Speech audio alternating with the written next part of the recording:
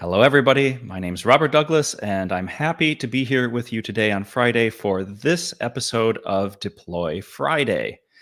Today, we're doing something a little bit different than previous episodes.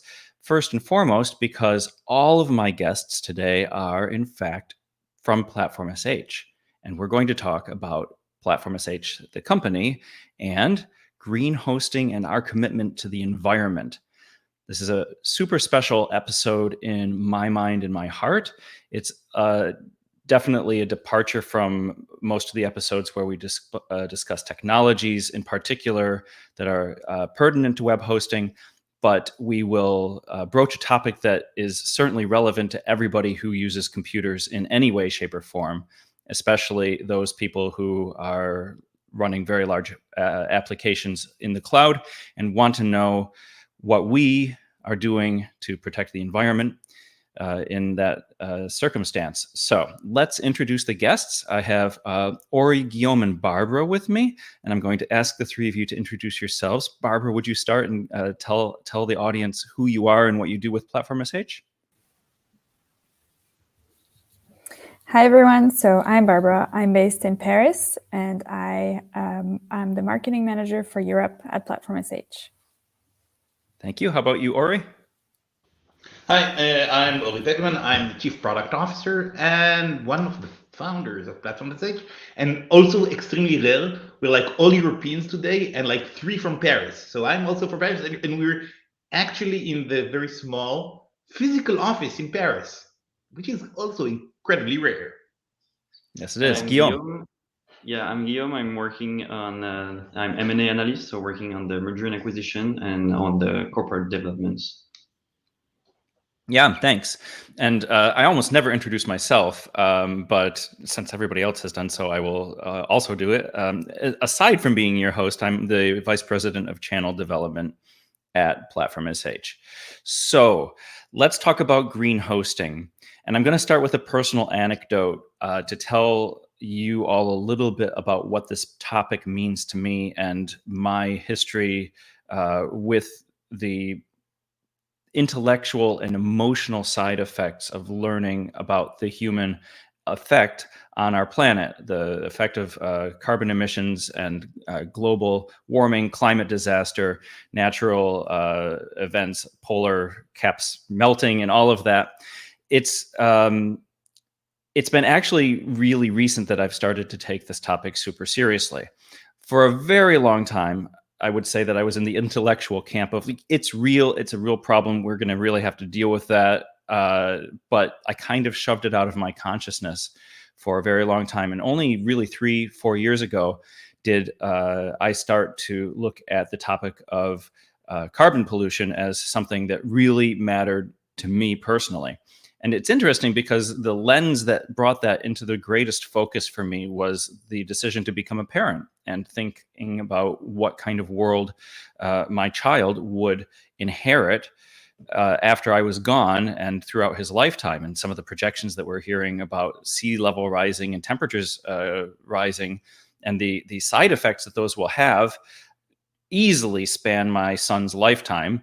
And what if he has children, then, his grandchildren? So what kind of planet are we leaving for the people who come after us? It started to become a super important question. This is a very long intro, but I'm going to keep going because it gets very urgent at some point in my mind that I do something about that, because I started to have lots of climate guilt. For more than a decade, I had been in positions for my work where I was zipping around the globe in jets, staying in hotels, eating hamburgers. And I started to think, what an incredible climate polluter I've been through my activities. And is there any way in my capability through the rest of my life to start to make that good again? And nobody here on the call knows this, but I almost decided to completely quit my job and go onto the job market and try and find a job as a climate activist or for a company that was actively trying to sequester carbon or do something like that. And I didn't in the end, because I realized that one of the greatest weapons that we have in the fight against climate pollution is simply efficiency itself. and that you can bring efficiency into the organization that you're in and the life that you're in from the standpoint that you're in where you are now. And anybody can do this, and anybody can work towards that. And you don't need to uproot your entire life to take part in changing the way that we interact with our planet. So that's my personal intro. And I don't know if any of the three of you want to, at this point, add what this topic means to you, but I'm going to just open the floor because I think that's a really great way to start this conversation. Yeah, it's kind of cute because, like your kid is really young, so they doesn't speak back yet, and mine are like 13, and it's a different story, like this is the looking in the eyes and the kids answering back, and quite adamant about the fact that they do wish to live in a world. So it's kind of non-negotiable for me now, because and part of it is precisely about the climate guilt, and it's really interesting the way it affects kids, and how much of the weight of the world is put on their shoulders, and how worried they can be about have they put something in the correct trash bin. And part of the answer, I have to my kids, about that. It's not about not having personal responsibility. Oh, of course, it's important, but this is grams. This is grams you're talking about, while daddy could be potentially responsible for multiple thousands of tons, millions. So I'm not saying grams are not important. Every gram is important, but tons are more important still. And in a way, even if the action we might be able to do, all of us together, if it were only to alleviate some of the guilt from the kids, that's already good, right? If we say, hey, let's talk about tons of CO2. That's and I think that's potentially also I hope I'm not jumping the gun, but when we look at our carbon emissions and you go through an audit and stuff like that, and it's really interesting, like the questionnaires they have, and all of the interesting things about how do how do you go to work. So yeah, we'll get into that. But at the end of the day, a company, it's going to generate office stuff is going to generate some, but the main impacts are not going to be there, right? The main impacts are going to be how you sell, what you sell, how you buy, what you buy. This is where it becomes huge.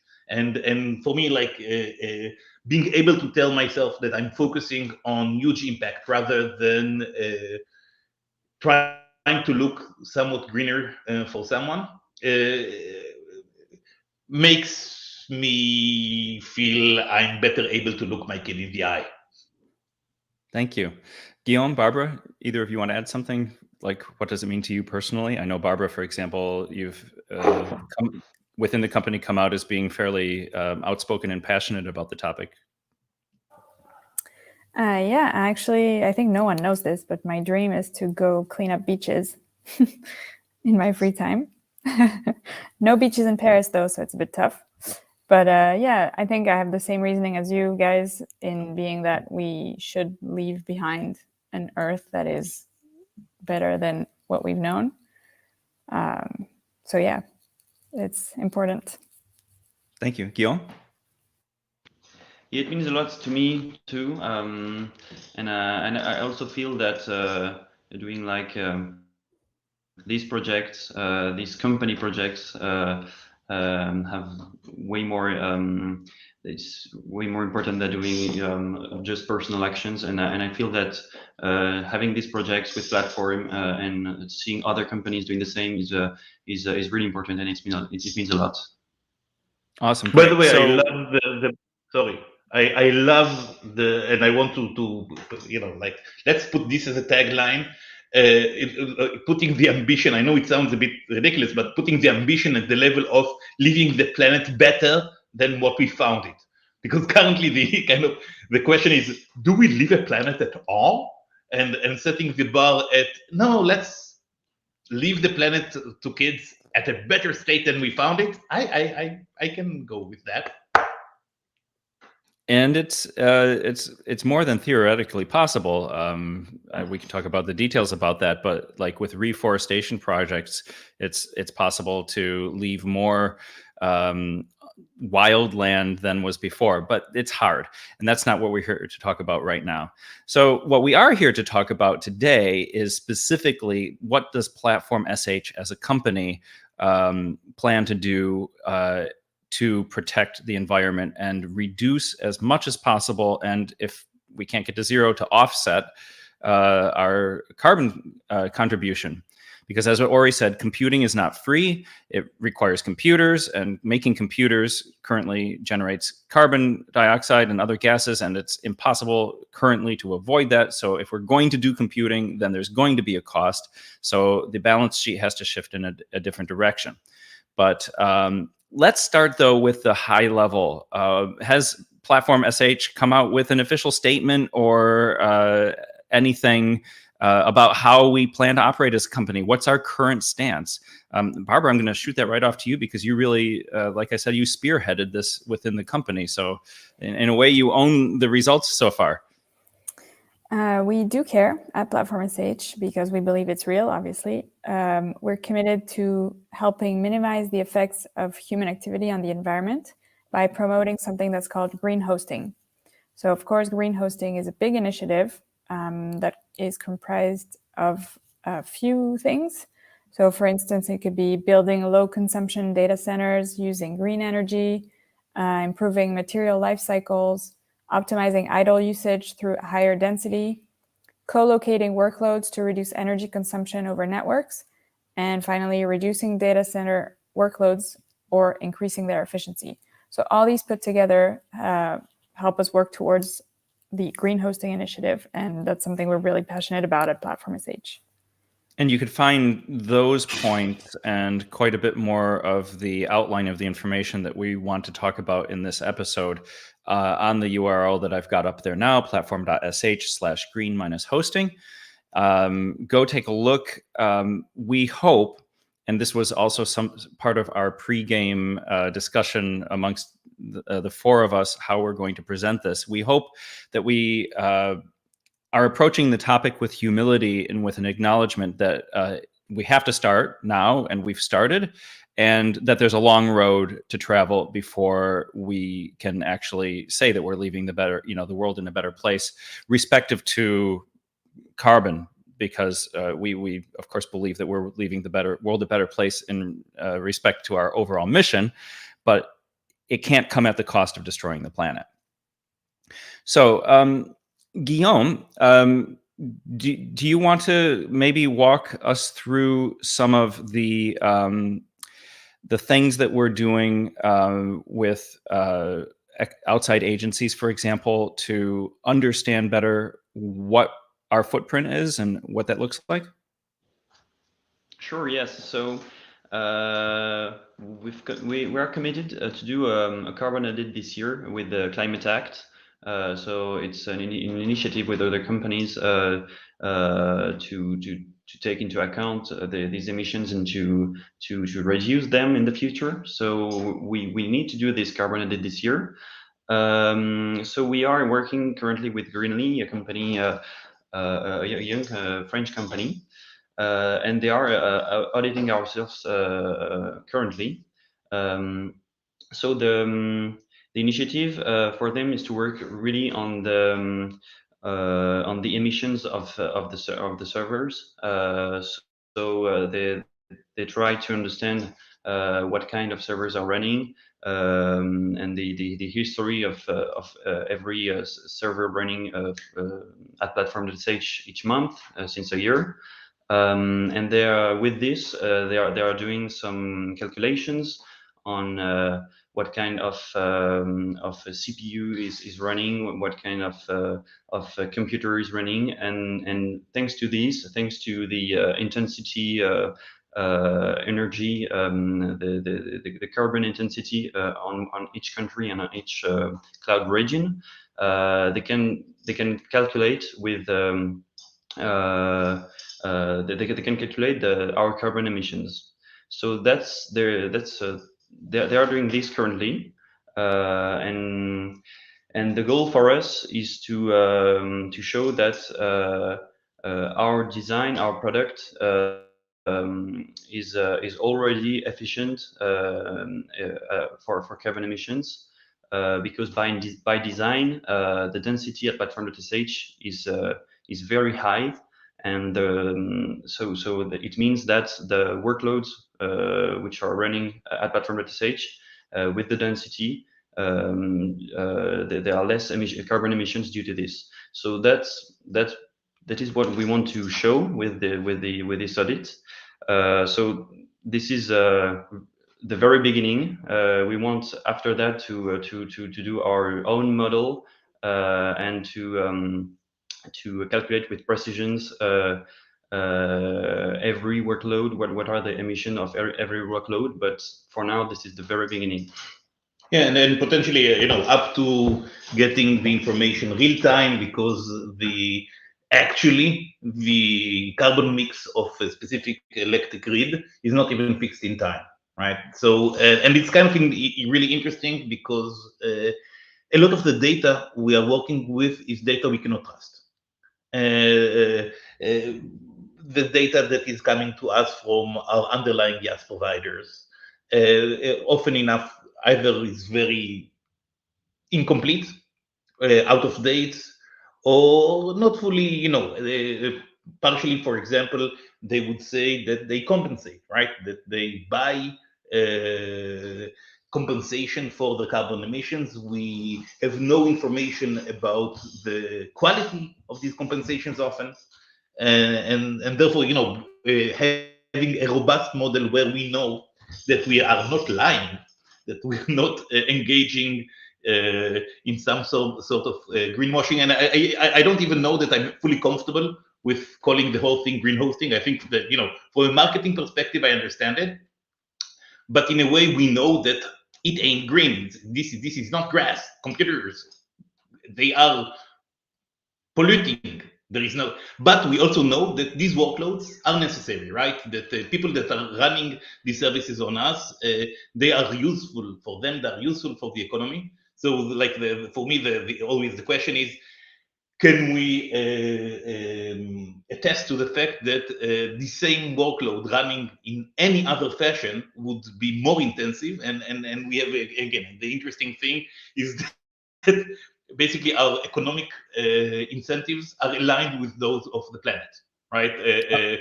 Computers for us are a cost center. Not we don't earn any money from CPUs running. We only earn money from CPUs running efficiently. The more we can put, the more density we can grab out of material, the happier everybody is. Because density gives a lot of. So there's a lot to unpack there, a ton of detail that I'd like to get into. But let's back up to some of the information from the beginning. So Guillaume mentioned the Climate Act, and Barbara, you're familiar with what that is and what it's trying to achieve, right? Do you want to explain that to us? Sure. It's basically a collective of, I think, over 300 French companies from the French Tech and X40 groups who came together stating that, the climate and climate change should really be something that we care more about, and that being in hyper growth stage as a startup is really great, but that we shouldn't forget, the part about the climate and how we can give back and minimize impact and make sure that we're going and growing in the right way. And we're a signatory to that. What does that mean? Yes. Precisely? We signed the engagement, and this is why, as Guillaume mentioned, that we're doing the audit for this year, and next year applying whatever comes out of the audit. Are those the kind of commitments that come along with the act for all these companies who have signed, that they get audited and then they act on the audit? That's the extent of the commitment? Exactly. Basically, we committed to doing the audit by the end of 2021, and depending on the results, applying changes and improving on things for next year and onwards. Okay. In your opinion, is that enough? I think it's a great start. And I think it depends what we do once we have the audit. Of course, nobody's perfect, and it's a really tough and challenging initiative. But I think having as many companies being, happy to sign and starting at that same place is really great. Yeah. Okay.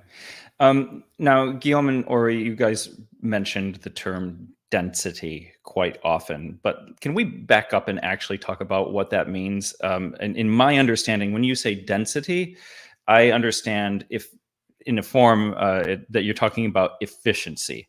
And let me also add before you answer the question that one of the things that has come out of our internal discussion is that for all intents and purposes, in a lot of cases, simply money spent is a very good proxy for measuring carbon pollution, because almost everything that we can spend money on in the running of our business is a pollutant. If we, purchase cloud hosting to run stuff for our customers, that's a pollutant. If we fly to a conference, that's a pollutant, and those things cost money.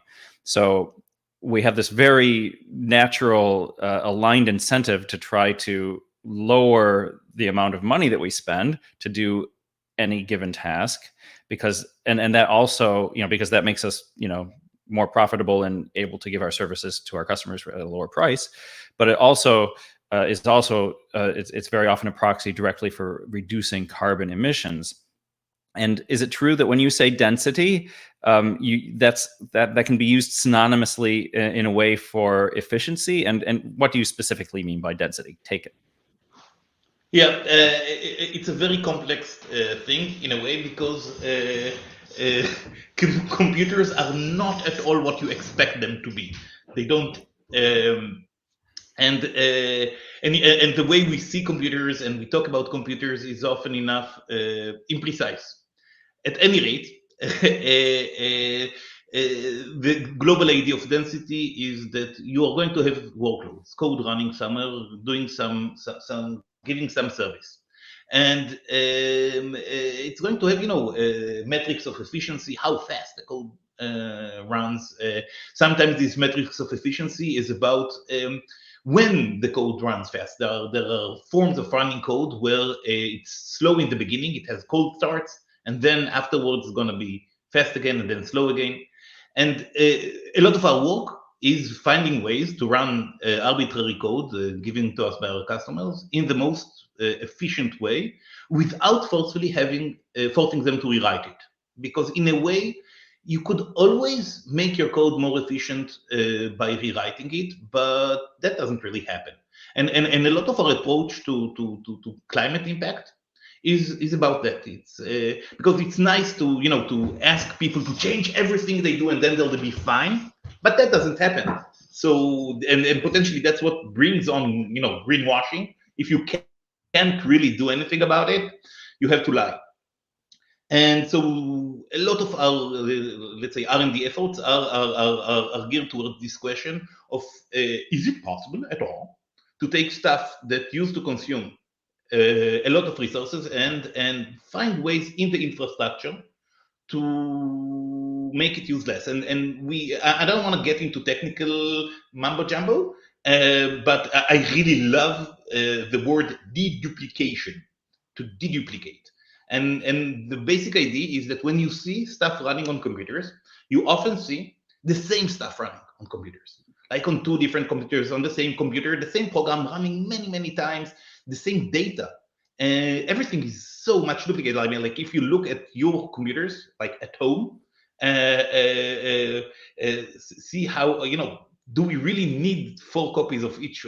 And as a matter of fact, it is possible to find these commonalities, to find them in an automated fashion, such as that when you have one of a thing, if it's the same thing that needs to be running multiple times, sometimes it's enough to have just one of those without changing anything in how it runs.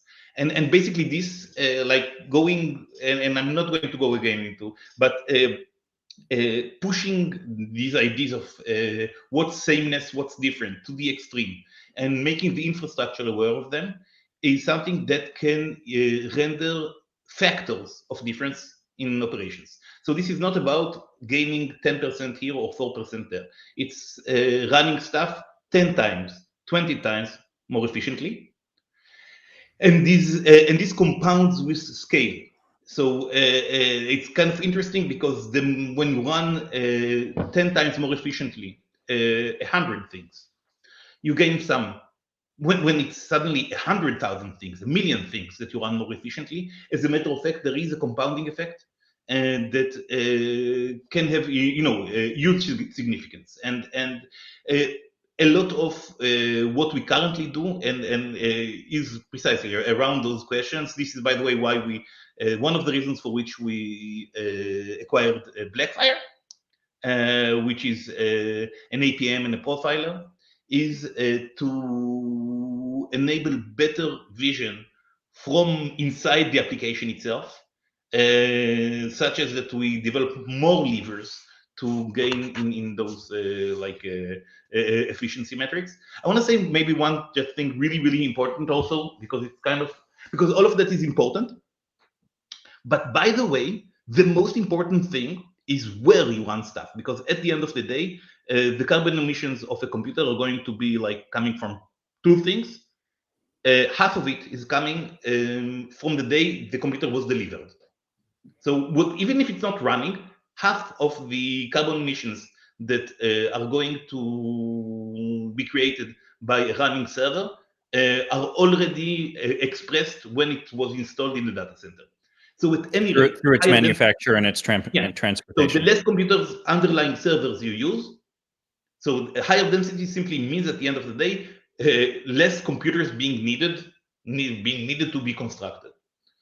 And the second element in the runtime, and that's hugely important to say, whatever you gain in terms of efficiency, nothing is more important than the carbon mix of the grid on which it is. And grids are not green. Even when someone says we're buying 100% green energy, it's never the truth, because factually, grids have a mix of energy sources. It's a contractual terms we're talking about here. It's not the actual physical reality. And therefore, one of the most important things we can do, and this is something we still need to advance on, because we all didn't always think about this as a first, so where we put workloads, we had, like everybody else, a lot of workloads in Ireland, because it was a good default European region to put stuff on. And this is where the first cloud regions, European cloud regions, were the most stable, the oldest. And now it's very clear that when it's undifferentiated, when there isn't a specific reason to go to Ireland, we would probably prefer to put workloads somewhere where the grid is greener. So the 50 grams of France, if you like nuclear power, or the 8 grams, I don't know, in Sweden, something like 8 grams. So, and we're talking about, and the differences could be between that and the near 300 grams generated in Germany, 600 in some states in the United States, and we'll not talk about the really dirty grids, but there are some really dirty grids. So a lot of our work, is geared towards efficiency of workloads, but we're also all the time thinking about how we are going to choose better now and help our customers put that into their own decision process, basically giving the information, telling them, hey, from a latency perspective, the difference will be minor. From a carbon emissions perspective, it will be huge. Maybe we should slide the workload from this cloud region to this one, from this cloud provider to this one. Yeah, I mean, the difference between 8 grams of emission for a unit of workload and 300 grams of emission for a unit of workload is a vast difference. What is the unit of workload that you were referencing there, Ori? So basically, and that's one, that thing is really hard, but and it's also a problem for us from a marketing and sales perspective, because often enough when people come and talk to you about computers, they're going to talk about CPUs as units. Hey, this thing has 6 CPUs and 24 gigabytes of RAM. considering that cloud providers are already virtualized, so and overcommitted, so this is not even the underlying reality of that. It's something like a virtual CPU or something like that.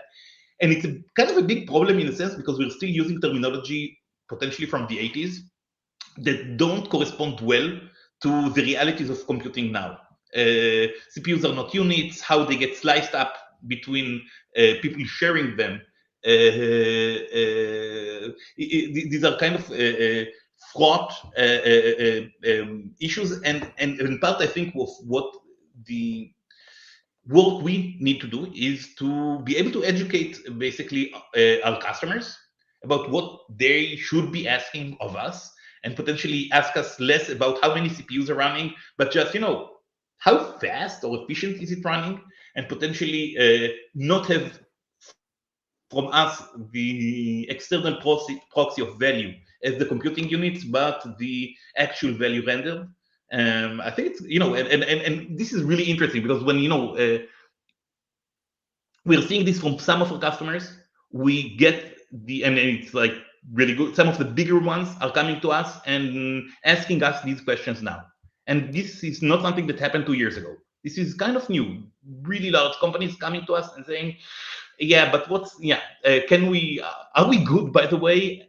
They didn't think about asking it any earlier, but this is not universal. Like, not all of our customers ask that, and potentially, us from a product perspective, bringing our product to a place where it's going to engage the conversation on these terms, I think is going to be crucial. Like, making them ask us, because if they don't, if we don't get this basically as a pressure from the customer, at the end of the day, we are not forcefully going to have all the levers we need, right? If it's not part of their decision process. Right.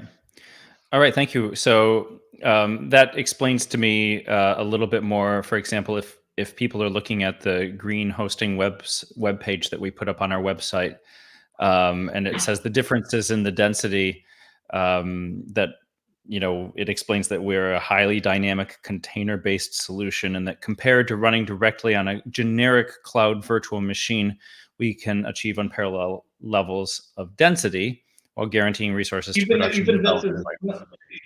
Even versus other container runtimes, there won't be a real difference if you would compare us to either running something directly on a VM that is already overcommitted, and comparing us to other container-based runtimes. We are going to have the same levels of efficiencies, because again, the main element is about containers themselves are not going to create any specific efficiency. Potentially some, but not that much. It's about how you orchestrate them and how you run them, and it's very much about kind of the constraints of the system you build into it. It's not something you can paint on top, because again, understanding the two things are precisely the same, it has to be from the ground up. And this is, it's some of like the very early technical choices we've made, and these were conscious choices because of that, about running only read-only workloads. This is what allows you, when something is read-only and you can have a hash of it, you can know precisely the content of it, its content address, you can know this is precisely the same thing, and therefore it is safe to run only one of those. And through the infrastructure, basically make sure that you basically kind of compress the whole workloads to its most minimal expression. And also with file deduplication and making sure that we're not copying vast file systems in between environments, that's also got to increase density. Yeah. Am I right? Yeah. There are things on which we are far from being perfect. Part of it is that, we're multi-cloud and you can move around stuff. It's not magical. Currently, we're working in a regionalized concept, which is a good thing because of fault zones. Because that when, not that it ever happens, but that if ever a cloud provider might have a problem, it doesn't affect more than that specific region of that specific cloud provider. So it's a good thing for robustness. And yet, I think it will, this is something we need to work on, being able to more dynamically move workloads around. So potentially, we can more aggressively optimize for the underlying grids. I think that there are interesting things we know we can do around our edge layer. Again, currently our edge layer is regionalized. I think that there are very interesting, there are still potentially a factor of efficiency we can still gain through other means other than deduplication. All right, thank you. So we mentioned a little bit the difficulty of getting good data and trusting the data that is being given to us, and that's in part why we're working with an external agency that specializes in data accountancy for carbon emissions, especially in cloud hosting. But we do have, interestingly, on our page again, the statements or the goals that have been set by our four main underlying cloud providers. So we've got AWS, Google Cloud, Azure, and OVH all listed there. And I'm just looking at their commitments and how they talk about themselves, and it's quite interesting. So, for example, Amazon says that by 2040, AWS will be net zero carbon emissions, and 100% of its data centers, power for the data centers will be from renewable energy. Whereas Google says it's been carbon neutral since 2007. Now, does anybody even want to try to tell me what the difference between being carbon neutral is versus producing net zero carbon emissions? Google, by the way, is carbon negative. I'm not going to troll anyone because they used the time machine to go and be carbon negative in the past. And you said something about planting trees. Planting trees is not always really good for the environment in carbon emission terms, right? Young trees are not always, and you need trees to live for a very long time to be good trees. So most of this is so again, it's either about renewables as energy sources, again, being used from a common electric grid. So it's more about like the contracts. A lot of this is about compensation, right? It's about the fact that you're going to invest in green technologies, in solar, in wind, or plant trees, potentially go to carbon capture projects that currently don't make a dent, right? These are very good projects, very important things, but and you can see this basically, and one of the really interesting things is you can see this in the prices. How much does it cost to compensate 1 ton of CO2 emissions? And the almost comical answer is anywhere between $1 and $1,000. And when you see that, it kind of but when you see the top line, like the aggregate numbers coming from, and this is not only our RIAS providers, this is like the planet, right? When anyone is carbon neutral and yet has an economic activity, we know that cannot possibly happen. Life generates CO2. We're breathing. This is CO2 coming out of my mouth. Can't be. We transform oxygen to other things. So again, I think that the most important thing for us in that term is having very, very robust models to understand the numbers that come from third parties. Take them with the grain of salt that is needed. Know that nobody that has an impact on, like a positive impact on the planet, making good things, can do so without generating some level of energy that is going to express itself also as carbon emissions. It is not possible to have anything else. It's basically thermodynamics. But at the same time, we shouldn't take the other point of it is that it's great that they're thinking about it. It's great that they're communicating about it. It's great that they care about it. And I think it's great that our customers will be very adamant about getting numbers from us, so we can, the more pressure that is created on transparency here and on really publishing robust numbers, that the more there will be actual impact. But let's come back to my question, because I want to make sure I understand it personally.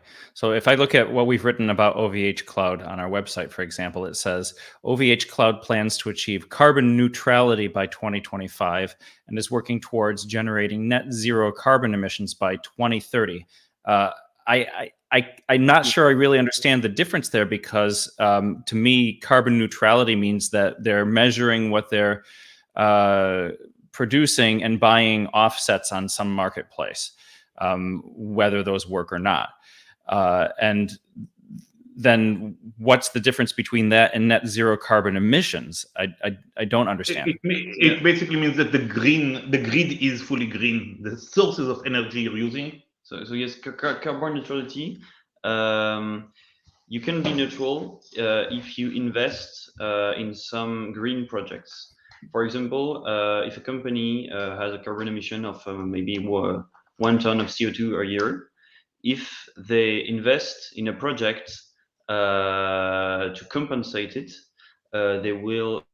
So when you want to do carbon compensation, you have plenty of projects, and you choose the quantity of carbon that you want to invest in. So, for example, you can buy, so you can invest in a project that will create that will create around will compensate around 1 ton of carbon. So with the ton of carbon you produce and the ton of carbon you bought in a green project, there is a compensation. So you're neutral. So Google, for example, is neutral since 2007. I think that you said that. It doesn't mean that they don't have any carbon emissions. It means that they invest a lot in carbon compensations in green projects. So it can be planting trees, it can be renewable energy. So and they buy a lot of carbon credits. So they are neutral. And net carbon emission is you don't produce any carbon at all. So that's, for example, if they were to build computers with green materials and computers that don't use any energy that creates some carbon emissions. So that's net zero carbon. And today, all the hyperscalers are committed to net zero carbon emissions in 10, 20 years. But that's very different of the neutrality, because neutrality, everyone can be neutral. For example, if we want to be neutral at Platform.sh, we just need to know what are our emissions, and we need to invest in some carbon credits for the same amount, and we will be neutral. Maybe one important thing, Rob, that is incredibly important to say here is that globally, IT or the cloud has not at all been a bad student in terms of carbon emissions. Not the worst one. We're not the worst industry to start with. On the contrary, we're one of the nicer ones. Usage has exploded, right? If you look at the last 10 years, these are multiple factors, but the global emissions have stayed more or less the same. Like as a percentage of global carbon footprint, the cloud has become thousands of times bigger, while the emissions stayed more or less the same. So part of this is making sure that the trend continues, and the energy efficiencies of data centers has went way higher. Like the per watt thing, how much calculations can you do per watt is like, and the PUE, like the actual energy efficiency of the data center itself through cooling, all of this. They have also worked, everybody, on getting better grids and better, basically, where do they get their energy from? Where do they install data centers such as that the underlying electrical grid is greener? So there are like a lot of underlying things where we're probably in a relatively good industry for that, and it's nice to think that not only potentially through just a bit of smart R&D, not only we can potentially keep it that way, but make it actually better and basically conform to Barbara's wishes of like at the end of the cycle being better, at least in our corner of the planet. I'm not talking like there are so many other things. We're not making cars. But in our corner of the planet, our responsibility in it, saying that at the end of the day, we're leaving stuff better than we found. Great. Thank you for helping me understand that. So let's talk a little bit about the non-computing aspects of our company and how we feel we fit into the bigger picture. So I'll lead. I mean, it's on the website how we view ourselves. So it's quite easy to say. We feel that by deciding to be a virtual first company from the onset, not only were we well prepared culturally to survive the COVID-19 pandemic where we had to stay home. Most of us were already home anyway. But we feel that we've also sidestepped a possible cost center for carbon emissions that a lot of other companies have to incur to do business. So Barbara, how are we looking at that from a marketing point of view? Are we really resting a lot on that point, or is that more of a footnote just to say, we're also quite interested in not, buying office buildings or commuting and stuff like that? How are we putting that forward? I think it adds to the Platform.sh by design being a bit more efficient. The fact that everyone works from home obviously removes the commute times. We're almost 300 employees, so that's already really great. And then aside from each person having a laptop, we don't have hardware. So that's also some savings that we do, which impacts, our emissions. So yeah, by doing that, we also prevent all the energy that we would have used by heating, cooling, lighting, electricity, and everything of office buildings that we would have rented out if we had offices all around the world for all our employees who are distributed. So all in all, not bad. And this is something that Greenly also has taken into account when they're auditing us, right? We had to do questionnaires as a company. What are they looking for there? They were trying to understand if we commute or not, and if we do, how we do that, whether it's walking, biking, transportation, car, just trying to understand kind of our, I guess, weekly habits in terms of going to work and how we work. And they, I filled out a questionnaire. You all did too. Everybody in the company filled out this questionnaire. That's part of how they're measuring our carbon footprint, is to understand individually how we commute. And they even asked us questions like if we use reusable packaging for our lunches. It was great. Yeah, it's quite detailed. I think that's part of this maturing.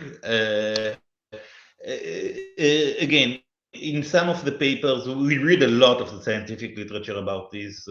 It's not only like there's other people. And part of and it's not always considered to be environmentally friendly to be a distributed company. There are questions about this because, again, it means that it's hard for us to establish a baseline when you have 300 people in that many electrical grids. Probably, like it means that the actual footprint from usage is hard to modelize.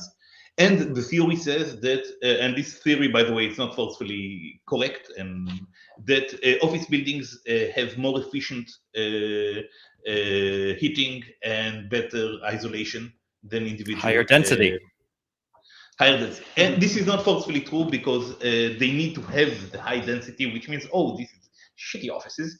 And again, it's free, and some of these papers are based on not all countries, let's say, that they take into assumption that the energy efficiency are modern buildings in Europe that are not forcefully under the same environmental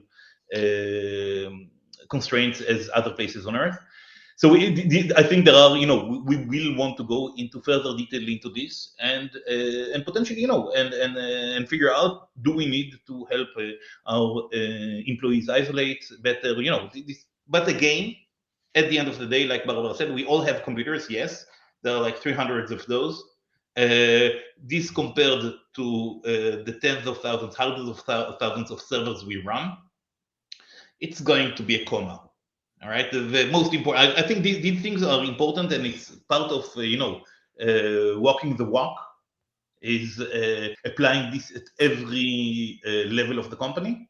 But part of being not being in the greenwashing industry is like assigning priorities. And our first priority is very much the workload we run for our customers, and this is what generates a lot, and this is, I think, where we're going to stay very much focused, and as much as possible not be precisely in the climate guilt trip, but in the actual environmental impact trip. Yeah, I think another behavioral detail about the way that our company is evolving has to do with travel. And I can say that, really at the genesis of the company and in the early years, there was quite an eagerness to use travel as a way to really make direct connections with customers and partners. So we attended many conferences, and we'd, make a house call at a potential customer if we thought that, it would help make a good relationship with them and help us be a good service provider for them. So that's partially how I personally logged so many airline miles on behalf of Platform.sh in the early days. And that through the dual factor of the COVID pandemic and our awakening as a company that wants to be less destructive overall and be more productive in climate, in the climate scene, we've decided to cut down on travel in general. And, both of the reasons played into that. You can't really separate them and say it was all because of our desire to become, climate friendly. But the policy remains. I haven't stepped in a plane since I think the last time was really early 2020. And the anecdotal story that I can bring to how this policy unfolds is that we recently had, for example, an executive committee meeting where traditionally we would have all gotten together, no matter where we had started off on Earth. We would all locate in one place and bunk up for a week and participate in that together. And this time we did it differently. We decided to make to let some people who were able to be there and who were close by to be in the main location, which turned out to be California, and then to have another group of people who met there in the office in Paris, where there was no travel involved. It was just the daily subway commute to the Paris office, or bike, or I don't even know how you get there, Ori. Maybe you walk. Probably the subway, I imagine. Bike, yes. Of course. So Ori biked in, and I called in just remotely from home. And the really important detail was that I did not feel pressured to travel. I didn't feel a subtext or like I wasn't like being a good company participant if I wasn't there in person. It was 100% okay for me to say, no, I'm not traveling. And for many reasons, I don't want to, and I'll participate remotely. And it was comfortable and natural, and that comes directly from the level of the CEO all the way down. And by the way, like, in a normal company, probably like 3 weeks ago, Barbara would have put out a PR saying something like, Platform.sh expands operations in Japan to better address the growing demand in the APAC region.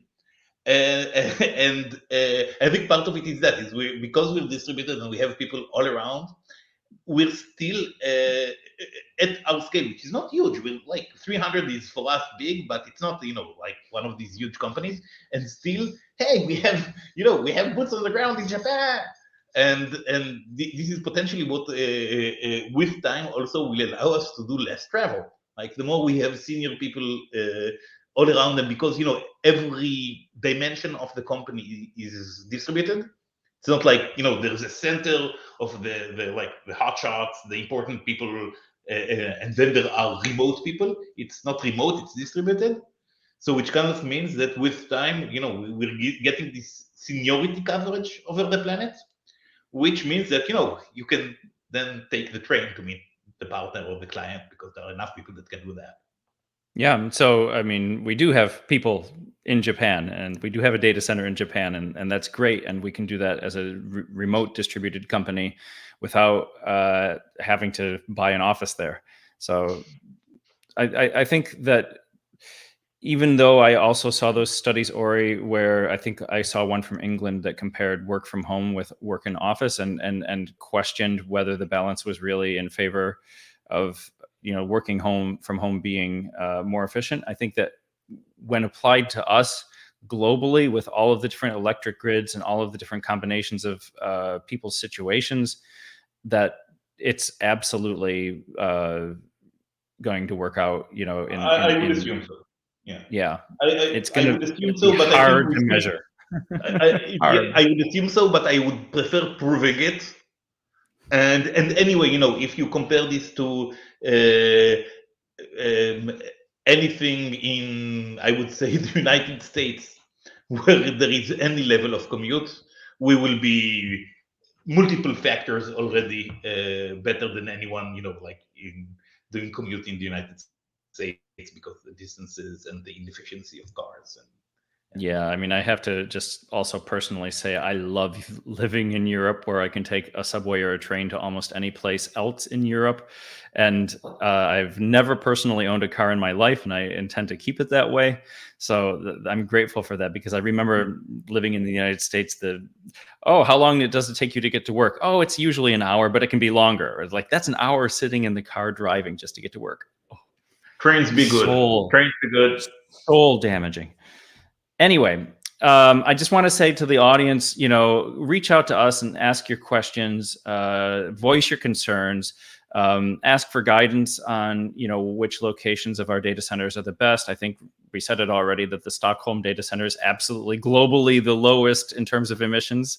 So, it's more complicated, Rob. It's more complicated because network traffic generates a lot of carbon emissions too. So bringing it's going to depend on the usage pattern. So there is no one answer fits all here. So if you're in Brazil, don't choose Stockholm. But if you're in Europe, Stockholm's great for you. Paris is really, really nice too. There are many. So again, and part of this, what we can, I think, promise is that we'll try to get out our models out there. So basically, how we calculate stuff, what's the logic behind this, why do we believe numbers are robust, and only publish numbers we believe to be robust, and give always the confidence intervals we have, because often enough we are going to have to rely on assumptions because the data does not exist. And so I think part of this is trying to, and it's better to publish data. We're not fully, we don't fully trust and say that, so such that the conversation happens. The more pressure we get from our customers about this, the better we will become, and the better we'll be able to apply upward pressure on the rest of the supply chain. Absolutely. All right. Thank you, Barbara, Guillaume, Ori, for this conversation. Like I said at the beginning, it was super important to me that we get this out there for people to hear how we're thinking and what we're doing to protect our planet. It's critical. It's the right time. The only better time was to time travel, as Google apparently did, and do it in the past. So we had a head start, but now's the best time otherwise. And yeah, thank you for watching, everybody. Tune in next week. We've got another great episode. And that's it. Enjoy your weekend. Bye-bye. Bye. Thank you. Bye-bye.